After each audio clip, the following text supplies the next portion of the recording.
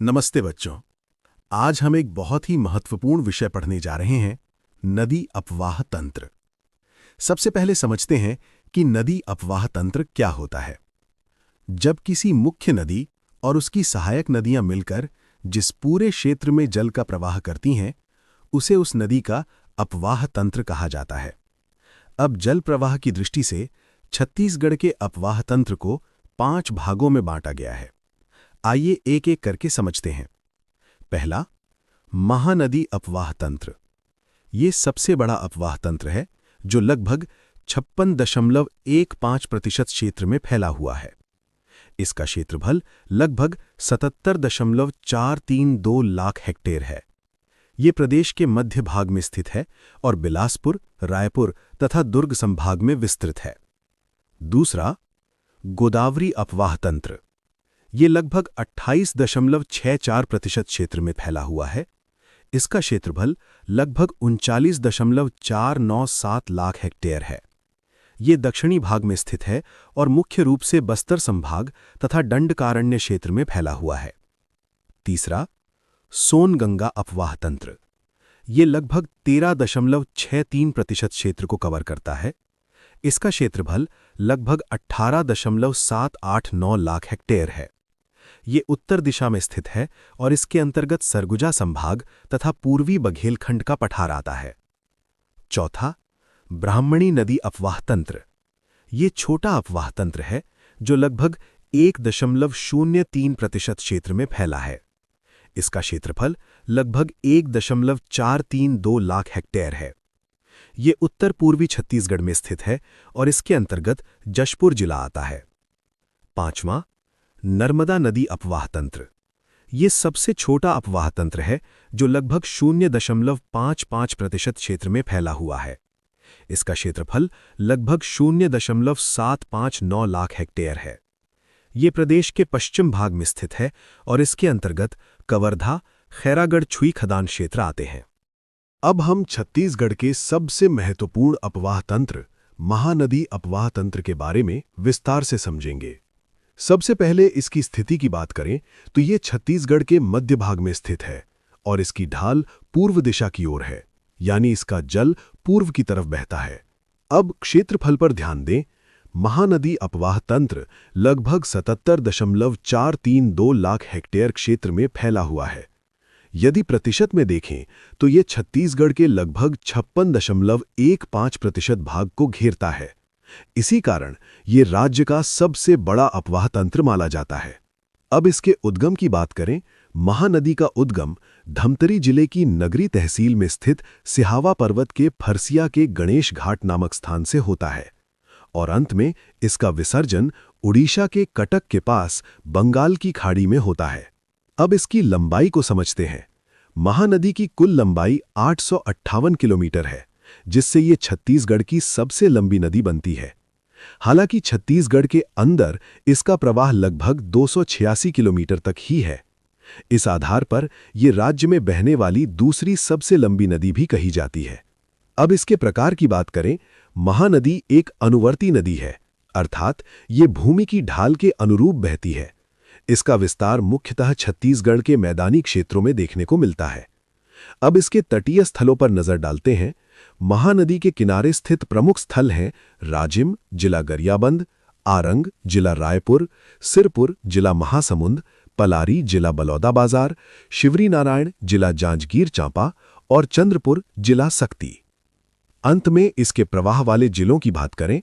महानदी कुल 11 जिलों से होकर बहती है। धमतरी, कांकेर, बालोद, रायपुर, गरियाबंद, महासमुंद, बलौदाबाजार, जांजगीर चांपा, सक्ती, रायगढ़ और सारंगगढ़ बिलाईगढ़। इस वीडियो में हम पढ़ेंगे महानदी अपवाह तंत्र। इसके अंतर्गत हम महानदी की उत्तर की ओर से आने वाली सहायक नदियों तथा दक्षिण की ओर से आने वाली सहायक नदियों का विस्तृत अध्ययन करेंगे। सबसे पहले दक्षिण की ओर से मिलने वाली सहायक नदियों में हम जानेंगे दूध नदी, सिलियारी नदी, सोंढुर नदी, पैरी नदी, सुखा नदी, जोंक नदी, लात नदी, सुरंगी नदी, बलमदेही नदी और तेल नदी। इसके बाद उत्तर की ओर से मिलने वाली सहायक नदियों का अध्ययन करेंगे, जिनमें प्रमुख हैं शिवनाथ नदी, हसदेव नदी, बोरई नदी, मांड नदी, कैलो नदी और इब नदी। इसके अतिरिक्त हम शिवनाथ नदी और हसदेव नदी की सहायक नदियों का भी विशेष अध्ययन करेंगे, क्योंकि ये विषय परीक्षा की दृष्टि से अत्यंत महत्वपूर्ण है। तो आइए इस पूरे अध्याय को सरल और व्यवस्थित तरीके से समझते हैं। अब हम महानदी की दक्षिण दिशा से आने वाली महत्वपूर्ण सहायक नदियों का विस्तृत अध्ययन करते हैं। सबसे पहले बात करते हैं दूध नदी की। इस नदी का उद्गम स्थल छत्तीसगढ़ के कांकेर जिले में स्थित मलाज कुंडम पहाड़ी खड़का से होता है। ये नदी आगे चलकर महानदी में मिल जाती है। इसके तटीय क्षेत्र में कांकेर प्रमुख स्थान है। दूध नदी की खास बात यह है कि इसमें स्थित मलाज कुंडम जलप्रपात इसकी प्राकृतिक सुंदरता को और भी आकर्षक बनाता है। अब बात करते हैं सिल्यारी नदी की। इस नदी का प्रवाह क्षेत्र मुख्य रूप से धमतरी जिले में फैला हुआ है। सिल्यारी नदी भी अंततः महानदी में ही जाकर मिलती है। इस नदी पर स्थित है प्रसिद्ध माडूम सिल्ली जलाशय, जिसे बाबू छोटेलाल श्रीवास्तव बांध के नाम से भी जाना जाता है, और इसका निर्माण वर्ष 1923 में किया गया था। इस प्रकार महानदी की ये दक्षिणी सहायक नदियां न केवल जल संसाधन में महत्वपूर्ण भूमिका निभाती हैं, बल्कि अपने प्राकृतिक और ऐतिहासिक महत्व के कारण भी विशेष स्थान रखती हैं। अब आगे बढ़ते हैं और जानते हैं महानदी की एक और महत्वपूर्ण दक्षिणी सहायक नदी सोंढूर नदी के बारे में। सोंढूर नदी का प्राचीन नाम सुंदरभूति नदी या सोंड नदी रहा है। इसका उद्गम ओडिशा के कोरापुट जिले की नवरंगपुर पहाड़ी से होता है। ये नदी आगे चलकर गरियाबंद जिले के मालगांव के समीप पैरी नदी में मिल जाती है। इसकी कुल लंबाई लगभग 80.5 किलोमीटर है। सोंढूर नदी का प्रवाह क्षेत्र मुख्य रूप से गरियाबंद और धमतरी जिलों में फैला हुआ है। इसकी प्रमुख सहायक नदियां हैं बाघ नदी, लीलांजन नदी और गोगोर नदी। इस नदी पर स्थित है महत्वपूर्ण सोंढूर परियोजना, जिसका निर्माण वर्ष 1979-80 में किया गया था। ये परियोजना सीता नदी धमतरी क्षेत्र में स्थित है और क्षेत्र के जल संसाधन में महत्वपूर्ण योगदान देती है। अब बात करते हैं पैरी नदी की, जो महानदी की एक अत्यंत महत्वपूर्ण सहायक नदी है।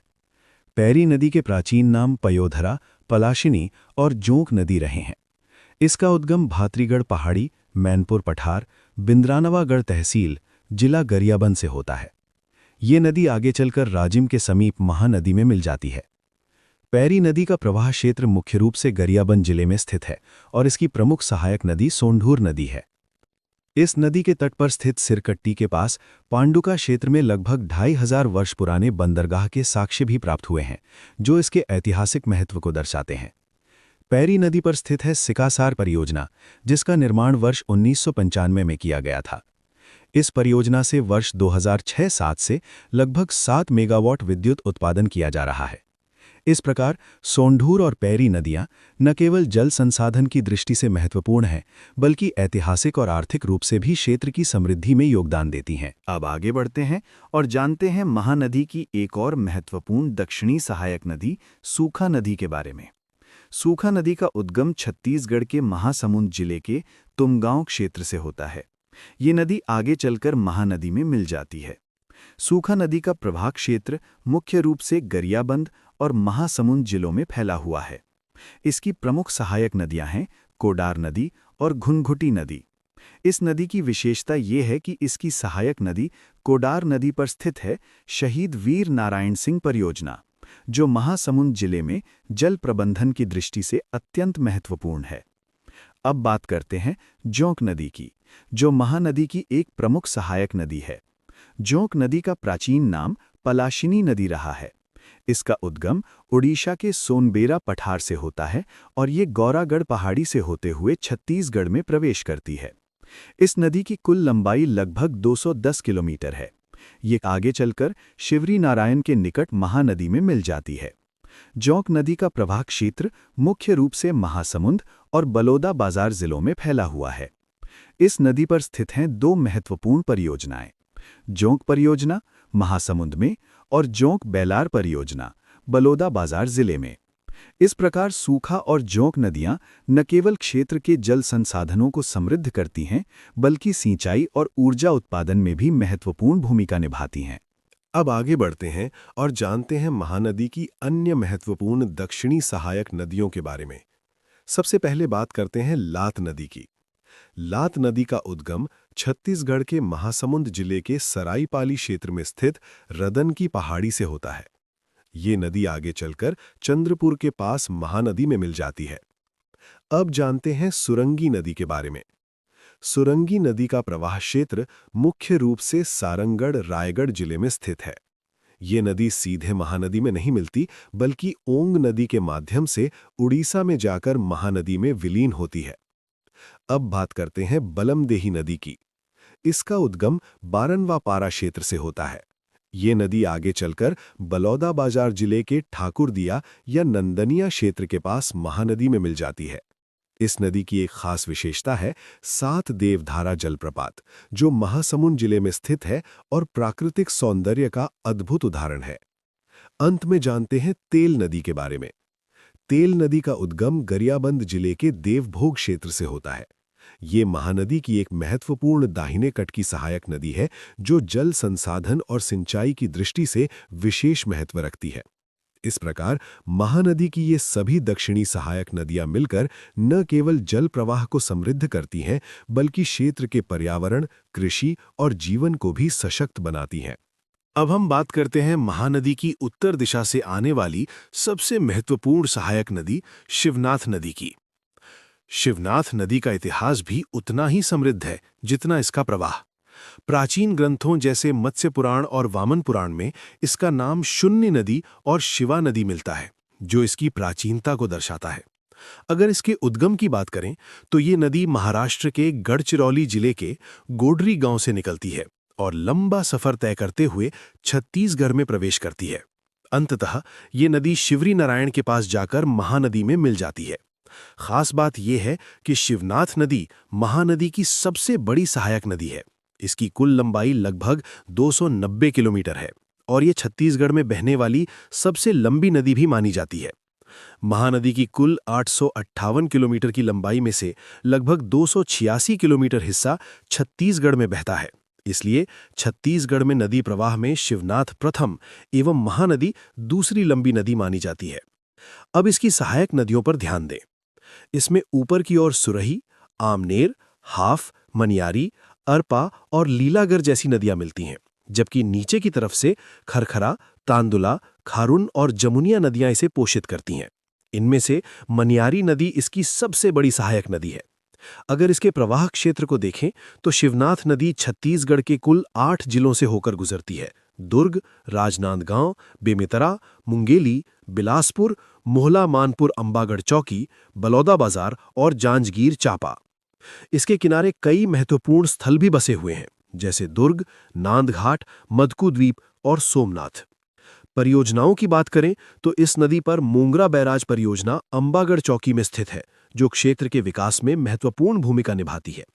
अब एक महत्वपूर्ण भौगोलिक तथ्य: महानदी और शिवनाथ नदी के बीच का जो क्षेत्र है उसे दोआब क्षेत्र कहा जाता है, जो मुख्य रूप से रायपुर और दुर्ग जिलों में फैला हुआ है।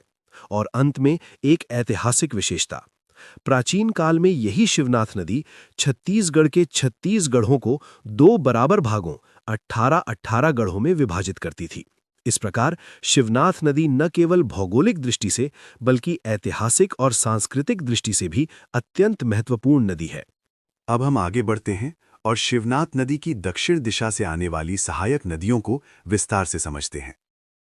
सबसे पहले बात करते हैं खरखरा नदी की। इस नदी का उद्गम डौंडी लोहारा क्षेत्र से होता है। इस पर स्थित है खरखरा जलाशय, जिसे राजीव गांधी जलाशय के नाम से भी जाना जाता है। विशेष बात यह है कि ये एक मिट्टी से निर्मित बांध है, जिसका निर्माण वर्ष 1967 में किया गया था। अब बात करते हैं तांदुला नदी की। ये नदी भानु प्रतापपुर की पहाड़ियों जिला कांकेर से निकलती है और लगभग 64 किलोमीटर की दूरी तय करती है। इसका प्रवाह क्षेत्र कांकेर, बालोद और दुर्ग जिलों में फैला हुआ है, जबकि इसके तटीय स्थल डौंडी और गुंडरदेही हैं। इस नदी पर स्थित है तांदुला जलाशय, बालोद, जो कि छत्तीसगढ़ की पहली सिंचाई परियोजना 1913 मानी जाती है। इसी बांध के माध्यम से शिवनाथ और खारून नदी के दोआब क्षेत्र में सिंचाई की जाती है। इसके अलावा इसकी सहायक नदी जुहार या जुआरी नदी है, जिस पर गोंदली जलाशय स्थित है। एक रोचक तथ्य, चौरेल ग्राम में तांदुला, लोहार और भोतली नदियों का त्रिवेणी संगम होता है, जहां प्रसिद्ध गौरैया मेला भी लगता है। अब आते हैं खारून नदी पर। इसका उद्गम पेटे चुआ पहाड़ी, संजारी, बालोद से होता है और ये आगे चलकर सोमनाथ, बलौदा बाजार के पास शिवनाथ नदी में मिल जाती है। इसकी कुल लंबाई लगभग 120 किलोमीटर है और ये बालोद, रायपुर, दुर्ग और बलौदा बाजार जिलों से होकर बहती है। इस नदी के किनारे स्थित प्रमुख शहर है रायपुर। यहाँ 2 महत्वपूर्ण घाट हैं, तरी घाट दुर्ग और महादेव घाट रायपुर। साथ ही महादेव घाट पर बना लक्ष्मण झूला, सस्पेंशन ब्रिज भी एक प्रमुख आकर्षण है। विशेष बात, खारून नदी ग्रेनाइट और चूना पत्थर की चट्टानों पर बहती हुई लाल पीली, रेतीली और जलोढ़ मिट्टी वाले क्षेत्र से गुजरती है।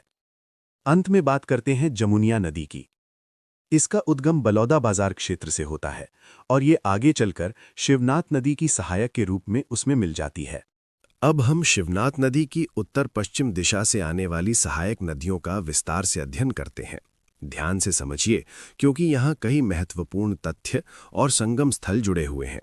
सबसे पहले बात करते हैं आमनेर नदी की। इसका उद्गम मैकल श्रेणी, जिला कबीरधाम से होता है और ये आगे चलकर जिला दुर्ग में शिवनाथ नदी में मिल जाती है।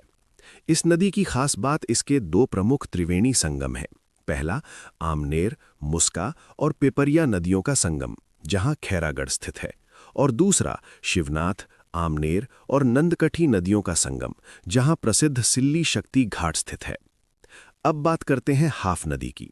इसका उद्गम कांदावनी की पहाड़ी, पंडरिया, कबीरधाम से होता है और ये नांद घाट, जिला बेमेतरा के पास शिवनाथ नदी में मिल जाती है। इसकी कुल लंबाई लगभग 44 किलोमीटर है और इसका प्रवाह क्षेत्र कबीरधाम, बेमेतरा और मुंगेली जिलों में फैला हुआ है। इस नदी पर स्थित है सुंदर कवलधार जलप्रपात। इसकी प्रमुख सहायक नदी है सकरी नदी, जिसके किनारे कवर्धा शहर बसा हुआ है। अब आते हैं सबसे महत्वपूर्ण सहायक नदी मनियारी नदी पर।